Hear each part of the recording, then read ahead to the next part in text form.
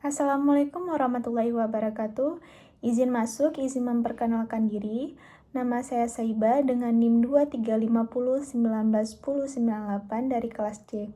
Di sini saya akan mempresentasikan mengenai isolasi dan identifikasi senyawa terpenoid Celastrus aqualeatus Mer.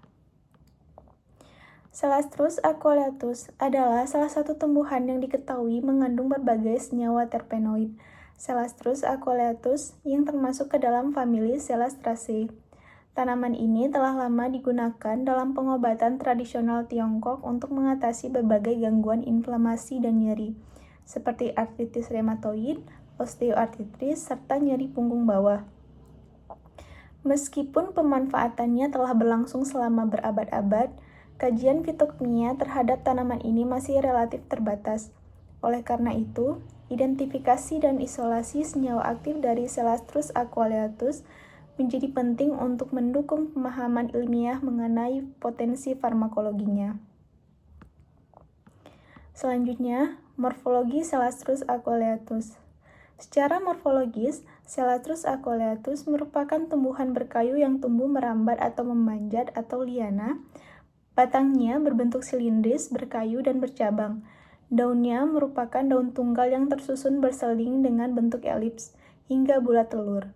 Memiliki ujung meruncing, pangkal membulat hingga berbentuk baji, serta tepi daun bergerigi halus.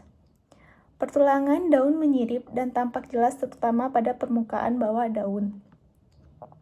Bunga Celastrus aqualeatus berukuran kecil dan tersusun dalam perbungaan yang muncul pada ketiak daun maupun ujung cabang.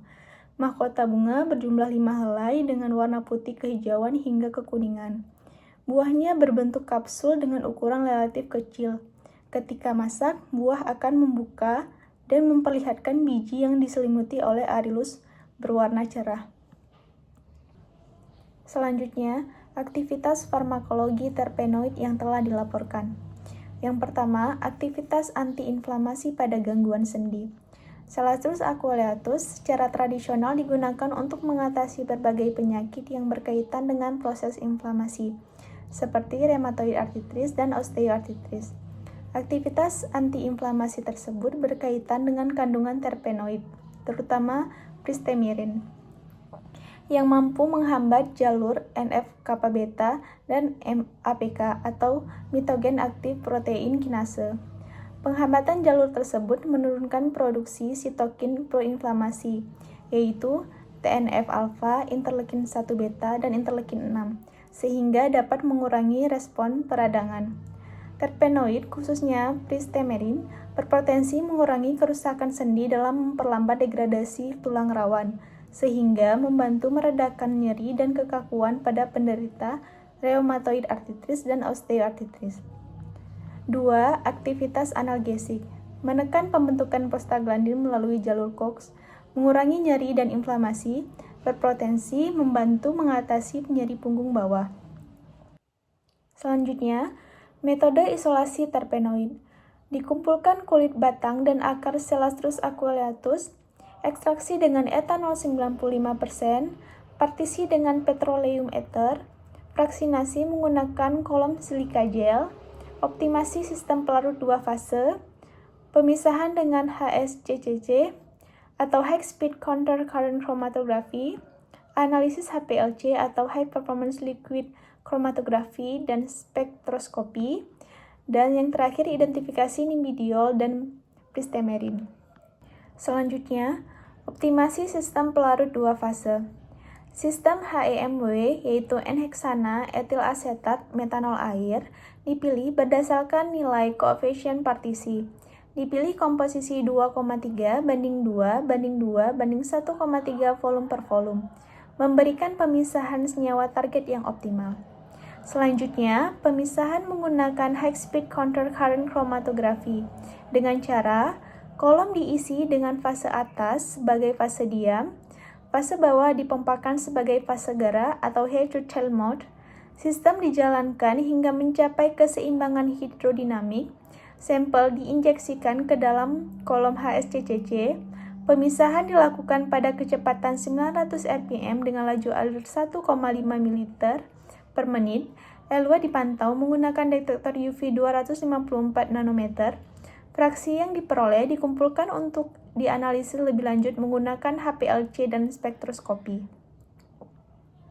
Selanjutnya, identifikasi dan analisis senyawa terpenoid.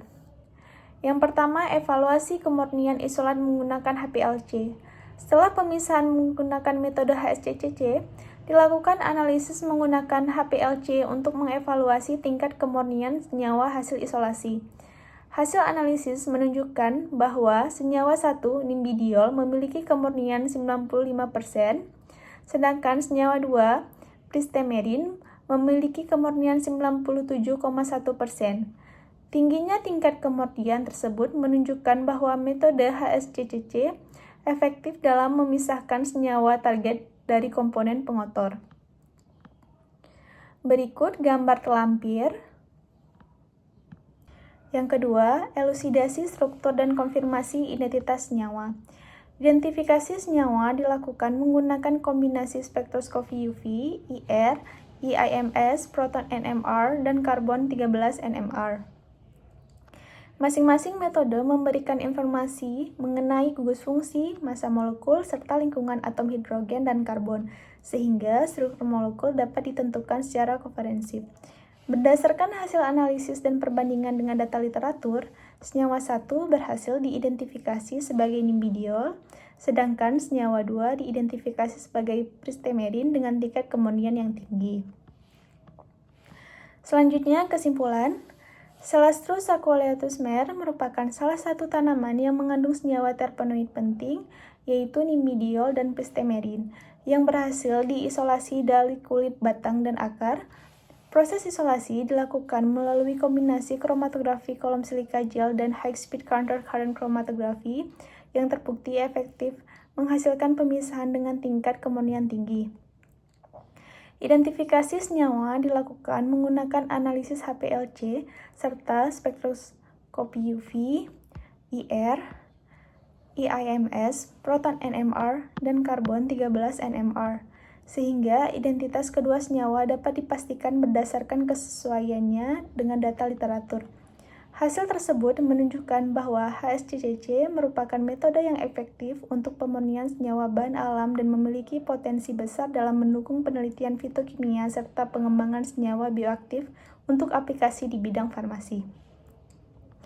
Sekian presentasi dari saya, mohon maaf jika ada kesalahan. Saya akhiri, Assalamualaikum warahmatullahi wabarakatuh.